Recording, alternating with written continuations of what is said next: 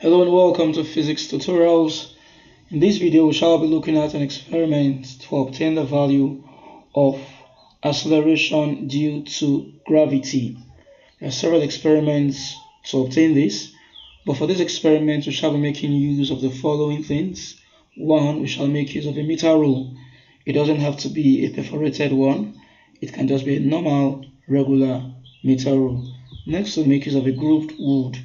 The difference between a grooved wood and a regular wood is the center path, is the path that is made for a body to roll down the wood. Okay, you can see the center path there. If we zoom in, you can see this is the path it rolls, or a body would be able to roll down this plane. Okay, so we will need that, the grooved wood, the meter rule. Would also need retort stand with which to suspend the grooved wood, and then we'll need a spherical metallic ball which is expected to roll down the center part of the grooved wood, and then we'll need a stopwatch to read and record the time, or to read the time it will take for the spherical ball to roll down the path of the grooved wood. So let us look at the procedure. We're told to measure and record the length of the grooved wood. Okay, that's the first thing we'll do. For this experiment, we measure the length x, and it was about 110 centimeters. Okay, 110 centimeters. Next up, we're told to set up the apparatus as shown in the figure. That's the figure right there. Okay, this figure right here.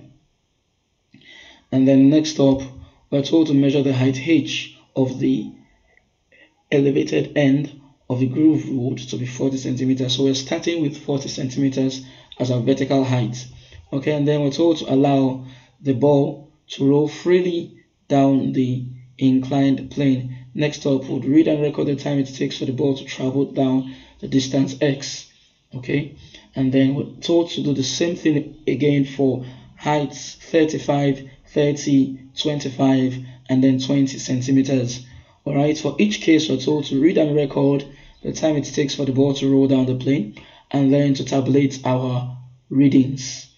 Okay, then after that we're expected to plot a graph giving this expression h equals 14x squared over 5gt squared. We're told that the vertical height h, the slant height x, the time of travel c, and the acceleration due to gravity g are connected by the expression h equals 14x squared over 5gt squared. So we're told that given that expression, we're told to plot a suitable graph from which the value of g can be obtained. Alright, and then it says obtain the value of g and then states its significance. So let's see how to go about this experiment. This is the setup. So there you have our retort stand. This of course is our stand, retort stand. Okay, and then this is our slant, this is our grooved wood. So it's suspended by this retort stand. Alright, and then this right here is used to hold the ball, or to catch the ball as it falls down the plane. Alright, anything can be used here. It's a very small ball. If you allow it to fall to the ground, you'll have to waste several minutes to look for it. So ensure you get something that can catch the ball as it falls down the inclined plane. Alright, and of course we must take cognizance of the height. So there we have it. I was trying to measure the height there. I think that was for 30 centimeters. Okay, I was trying to measure the height there. We can zoom in closer. Let's take it closer. There we have let's zoom in. You can see this is 33 centimeters, this is 32, this is 31, and then the center path there was exactly at 30 centimeters. So this is the experiment we're going to be carrying out. To look at the theoretical background, we're told to plot a graph, a suitable graph from which the value of g can be obtained. So how do we do that? What should be on the x-axis and what should be on the y-axis? Now, we are given the equation h equals 14x squared over 5gt squared, well, of course, h is the vertical height, x is the slant height, g is acceleration due to gravity, and then t is the time it takes for the spherical object to roll down the plane through the distance x. Now, given h equals 14x squared over 5gt squared, it's possible for us to linearize this equation. What does that mean? It means we should try to make it look like the equation of a straight line y equals mx plus c. Okay, how do we do that? Now, we'll know that our h equals 14x squared over 5gt squared can also be expressed as 14x squared over 5g times 1 over t squared. Okay, now, having done this, we can then compare this with the equation of a straight line y equals mx plus c, such that we'll discover that our h is similar to the y, our 1 over t squared is similar to the x, which means therefore that our slope is 14x squared over 5g. What does that imply? It implies that a graph of h on the y-axis against 1 over t squared on the x-axis would have a slope m, which is given by 14x squared over 5g. And this implies therefore that to get g becomes 14x squared over 5 times the slope. So the value of x is already known to us as 110 centimeters. That's my own value of x, which I use for the grooved wood. Alright, that's the length of my own grooved wood. So whatever length of grooved wood you're making use of would take the place of x. Okay, so having known the value of x, all that we need to find out now is the slope m. So once we can get the slope m, we can then put the value of x and the value of m into this equation to obtain the acceleration due to gravity. Alright, so that's about it. Let's now go to the lab to perform the experiment. So the audio quality of this work in the lab was not so good. So I'll just use the video and then I'll speak over it. Alright, so here was the first thing to do was to measure the height. After setting up the experiment, I had to ensure that the distance between the table and the center path of the grooved wood was 40 centimeters for the first value of h that we had. If you zoom in there, you see it as 40 centimeters. So the next thing for us to do was to let go of the ball. As soon as I let go of the ball, I would start the stopwatch. Okay, and then I would record the time it takes for the ball to fall down the plane. So I do that for this first experiment, and I get my T1 to be 0.93 seconds. Okay, and then for the same height of 40 centimeters, I let go of the ball again from the height, and then it goes down, and I record the time it takes. This time it took it about 0.95 seconds. Now I have dropped the height to 35 centimeters, so the distance between the table and the center part of the grooved wood is 35 centimeters. I'll carry out the same experiment again, which means I'll let go of the ball and I'll record the time it takes for it to fall down the inclined plane, and that was 1.05 seconds. Alright, I did that again for my T2 and obtained the value. Here I'm just going to show us where the height was 30 centimeters. The same experiment, let it go, and then record the time as 1.13 seconds. So, having performed the experiment, these are the values we obtained. H varies from 40 to 35, 30, 25, and then 20 centimeters. And then there's T1, T2, and then T average. Okay, T average, of course, is T1 plus T2 divided by 2. So there you have 0.93 plus 0.95 divided by 2, and it gives you 0.94. Okay, and then the last quantity on the table there is the inverse of the square of T average. Now, it's possible for me to have included T average squared in this table, but the truth is, if I do that, I would put in an approximated value, and then I'll need to find the inverse of that and also approximate the answer. So that's going to introduce some errors. So as much as possible, let us reduce how much approximations we carry over. Okay, so after getting my t average, I will just find the inverse of it squared straight up. All right, so avoid errors that comes in after several approximations. Okay, and of course, when you put out your tables like this, it's important you know the rule of thumb. Okay, measured values, recorded values, measured values should be to 2 decimal places, while estimated values, which is the ones that you get from your calculations, should be to 3 decimal places.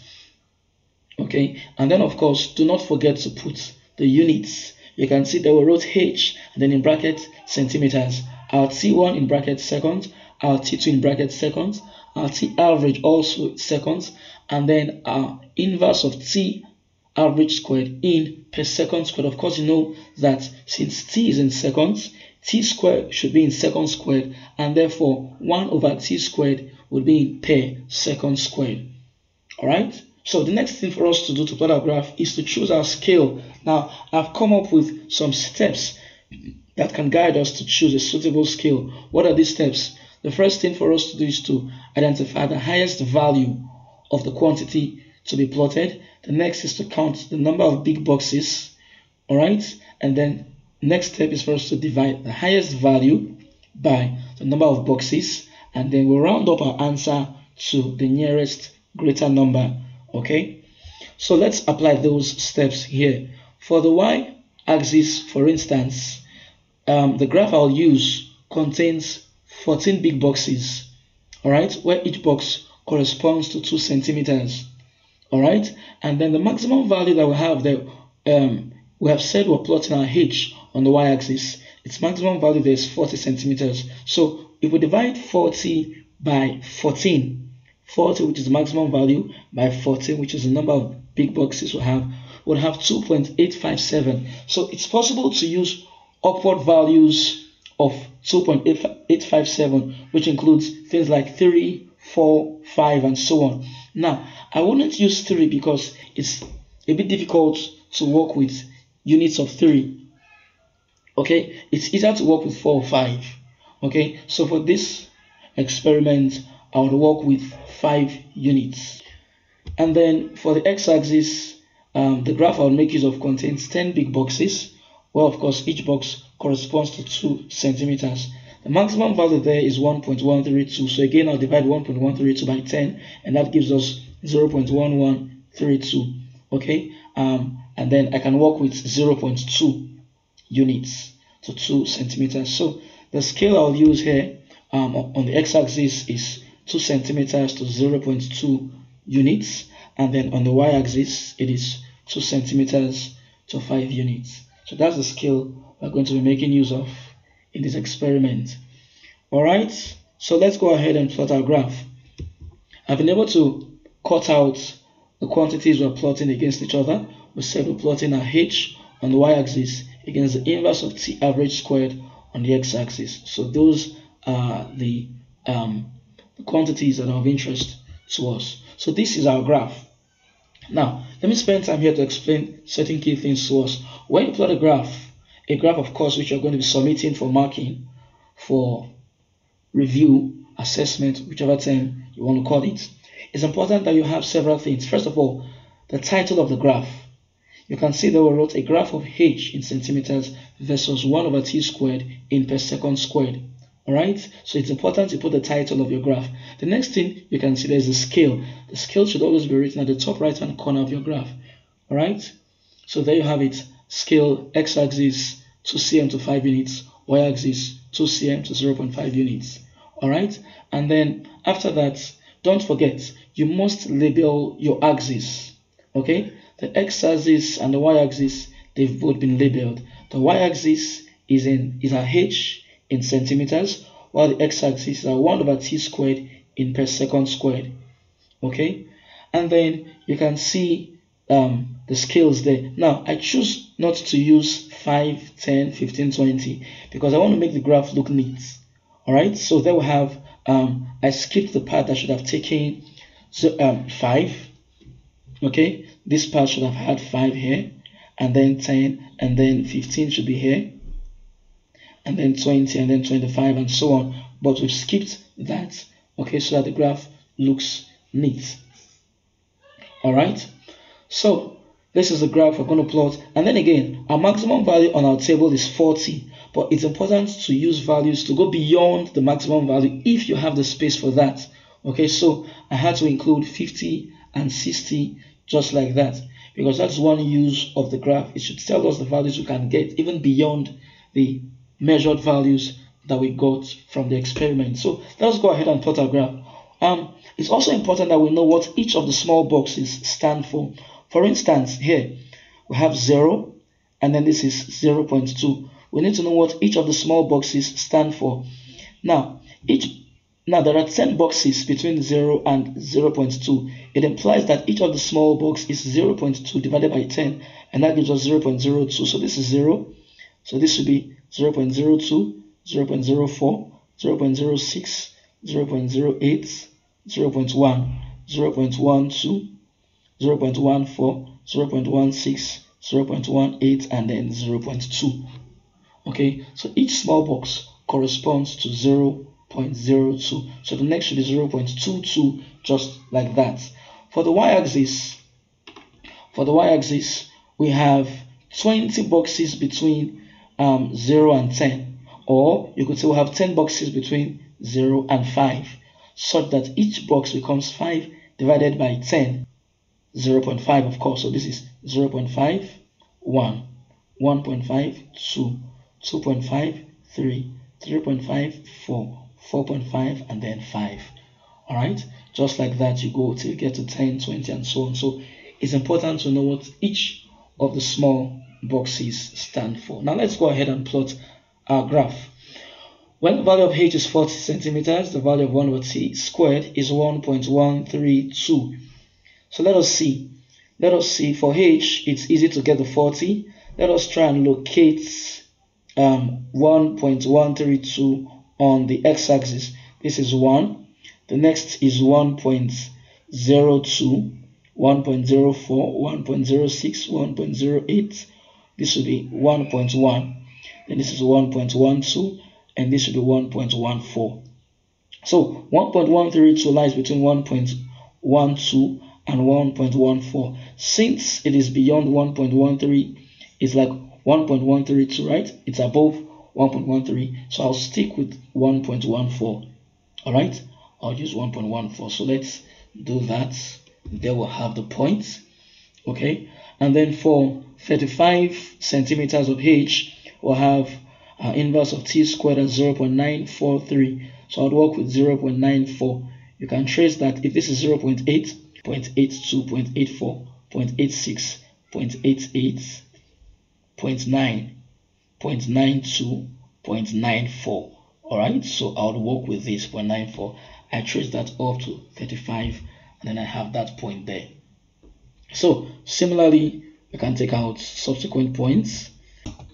So the next thing for us to do now is to draw the line of best fit.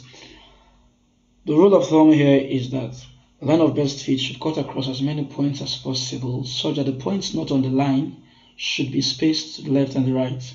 Okay, if there's just one point not on the line of best fit, it can be anywhere, left or the right, above or below. But if you have 2 points, then one should be to the left and the other to the right. Okay, there are 3 points, then 2 to the left and 1 to the right, or 2 to the right and 1 to the left. But the case where all the outliners are on one side of the line, it's no more the line of best fit. It becomes the line of whatever fit you wish to call it, but then not the best fit. Okay, so for this graph, this is our line of best fit, such that coincidentally our first and our last points are outliners, but then 3 points pass through it, such that the first and the last points are one to the left and the other to the right. Okay, so the next thing for us to do now is to get our slope. To get our slope, we must be able to identify points that we can easily read off from the graph. Okay, so for this graph, I have been able to identify this point here. You can see this point here. I can easily tell the x value down and the y value here. Okay, I've heard some persons say you must use your first and your last value. That's not true. So what if the first and values are outliners, like we have here. Okay, so don't follow that rule. Look for points that you can easily read off from your graph. Okay, so our x2 here is 1.2, while our x1 is 0.5, like we have said. Our y2 is 44 centimeters. That's my own. You can look for yours and get the value. Okay, while our y1 is 20 centimeters. So the next thing is to find our slope. The formula for the slope is the change in the quantity on the y-axis over the change in the quantity on the x-axis. So we'll have change in h over change in 1 over t squared. Now the next thing for us is to find the unit. What will be the unit of our slope? Our h is measured in centimeters, while our t is measured in seconds, which means our t squared is measured in seconds squared. We have centimeter divided by 1 over second squared. Now, the denominator of a denominator becomes a numerator. Okay, let me use a white pen here so that I can properly explain the concept to us. Here, we have centimeters divided by 1 over second squared, which becomes centimeters times, when we change our division to multiplication, then we should invert this place. So we have second squared over 1, that's second squared. And this gives us centimeters second squared. So the unit of our slope, therefore, should be centimeters second squared. Alright, now let's fix our values. We have said we have 44 minus 20 on the h-axis, and then 1.2 minus 0.5 on the x-axis. Okay, and as such, we have 24 over 0.7, which leaves us with 34.286 centimeters second squared. So recall that we're told to find the value of g, okay, and to tell its significance. Of course, we now know that g stands for acceleration due to gravity at the point where this experiment was taken. So we also said that to get the value of g, all that we needed was the value of x, which we have found to be 110 centimeters, and then the slope. So now we have found the slope as 34.286 centimeters second squared. Let us infuse these values into the expression for g. So here we have it. Our g is 14x squared over 5m, where m, of course, is the slope. We said that x is 110 centimeters, and our slope, we just found it to be 34.286 centimeters second squared. We'll have x is 110, while m is 34.286. We'll put that together, and then we'll have 988.16. Now, what is the unit of our g here?